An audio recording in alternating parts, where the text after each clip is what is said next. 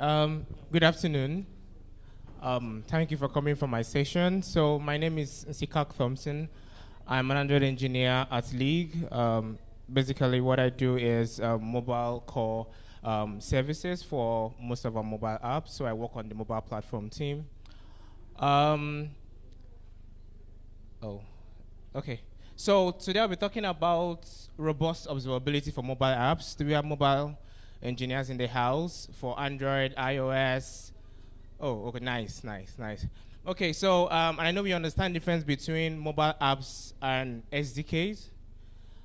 Though most mobile apps have SDKs, but as people who build products, most times you're selling your product as a mobile app, sometimes you're selling as an SDK. So they are very common problems. No developer wants to see a user throw away their app because of what? Bad experience, bad performance, things are not working as it should be. And when they report that issue to you, this is a typical example of what happens, right? So why does this happen? Is because sometimes you can't clearly tell what is the problem. You can't troubleshoot. When your app is deployed, your artifact is sent, to like Marvin for SDKs, or your bundle is sent to Google Play Store, or sending to App Store. You're not on the user's device to tell what's going on, so you can't really exactly know the cause of the issue. So observability is a feature. Now, most times, if you've ever seen people build products or you build products, when they ask you for a product requirement document, what usually come out first? Login, authentication, all those things, payment. But the truth is, observability is a feature, and it's very important. So what is observability? I'm going to give you like two definitions. So the first one has to do with what? A feature that helps you improve your user experience and increase growth. So the second one is actually what the technical guys, So this one has to do with what? You being able to observe your app in production. So do we think these two definitions are correct? So the second one is very familiar because that's what...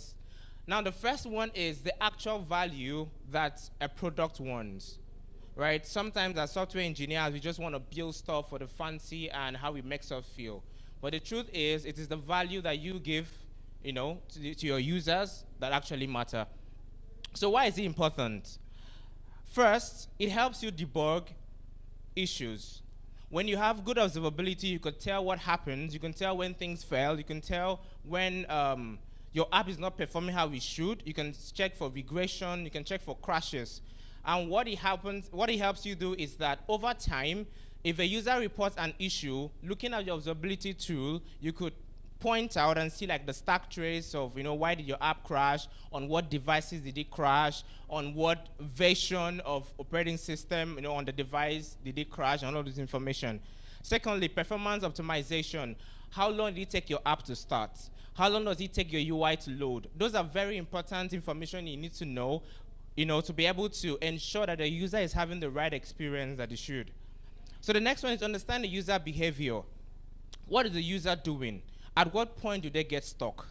These are not things, mobile is different from web, right? I think web has a way of maybe they could tell that your app is going to run on Chrome or Safari, but for mobile, how do you know? Android guys, there are some Android devices that you're not aware. You're not aware those devices exist, and trust me, your users are going to use the app on those devices, and you need observability to be able to tell exactly if it's working perfectly. The last one is operational efficiency. You'll be able to tell if you are actually performing a particular request or a particular task within a short period of time, in milliseconds. While working for my team, we noticed that a particular endpoint was actually taking almost a minute to return a simple payload. And trust me, without observability, you wouldn't know. So, so there's always something that happens between mobile guys and web guys, and backend guys. I'm like, it's working. And they say the app is slow. And they say, we don't know. It's not our fault. We are calling your endpoint. So this actually, helps you in all of that. So how do you, implement observability? Now I present to you Sentry. So Sentry is an amazing tool that helps you have observability for your mobile apps and SDKs in a way that you can really tell what happens in your apps and SDKs in production. We have all the tools for you to look at crash reporting, error monitoring, performance tracing, session profiling. So error monitoring has to do with what? Crash reporting, non-fatal error logs, and performance has to do with like app starts, the time it takes for like your request to complete and all of those activities that happened. And session profiling, so let's say you're going to trace a user did something and move from one point to the other. At what point did it fail? At what point did it stop? And stuff like that. So this is a very typical example of, a mobile app where you have networking, you have local storage. And what actually happened is you have like an observability tool like Sentry. Some of us use Firebase. A lot of people use Firebase. Some use Instabox. Some use Datadog. So now for people who have in-house SDKs, what actually you want to happen is that if you ship these SDKs to other users and other, people to use, to build, what actually happens is that you also want to have an observability tool that observes your SDK in a different host environment. So typically, this is what you have, right? You have your SDK in a particular integrator's app, and that integrator also has Sentry. So for most of us who understand how mobile app works, most mobile apps crash reporting services are in-app enabled. The configuration at app level. It means that as a module, as an SDK, you cannot, plug in these configurations because it requires the app level context for it to work. So now how does Sentry help you with this? Sentry gives you two ways to initialize their SDK. One way is within the app level. So this uses like the static function from Sentry and you pass in the DSN. And the second one is for you to use the hub. So the hub is the public interface that allows you to initialize Sentry in your SDK, and it doesn't conflict even though your host application uses Sentry. So how this is going to look? You're going to have like your normal stuff, this is like your normal in-app application, which you only have one instance of Sentry. And then you have an SDK. Your SDK now uses the Sentry hub, and that way your app is going to look, the integrated app is going to look like this. Right? So you have your SDK, which has the instance of the hub, and it doesn't care about if the host application actually uses Sentry also. So the problem that you could experience with this is if you are sending to Sentry within the app level on your SDK, Sentry will actually keep sending logs to only one of its instance, which is the host application. That means on your outside you are all blind. But with the hub, you could handle your own observability while the host application does all of its stuff. So logging, what are those things that you log? One of them are what? Fatal crashes, right? So these are very critical things that happen that users get really frustrated. The second one are non-fatal errors. There are some errors that you wrap them through a try-catch that doesn't actually crash your app, but they're actually exceptions that you want to get. And the next one is screenshots. So Sentry has the feature for you to take screenshots of a particular time an error occurred. This is pretty useful because, like I said, sometimes users can't really explain, stuff that happened. So on Sentry, a typical example of like a crash reporting looks like this. So you can see like what actually happened, then some parameter that tell you about the type of device. If your application is in release, then you would know. Then you can see a stack trace. Yeah, stack trace is like something very cool to tell you like a low-level waterfall of how the crash started from what points to the other. Then performance tracing. So these are very important metrics that you should know about your app. Code and warm app start time, transaction duration, so transaction stuff like API calls, network, database requests, transactions, slow frames, UI load time. So if you have used a very bad app before, one of the things that'll get you really upset is that it takes a lot of time from the splash screen to get into the app, right? These are like some things that you need to know. So in terms of performance tracing, Sentry gives you the ability to trace your network calls for HTTP requests or GraphQL. They don't have for sockets, but I will tell you how we did it for my team. So what happened is that we built a custom tracing service that actually traces only for sockets. Oh, thank you. Traces only for sockets, and what actually happens is that it binds it to the global transaction. So if you have like different other transactions going on, you can like add your own custom. So database transactions, this is how a custom transaction on Sentry looks like. So you can start a transaction, check if it was successful, pass the status to it, and all of that.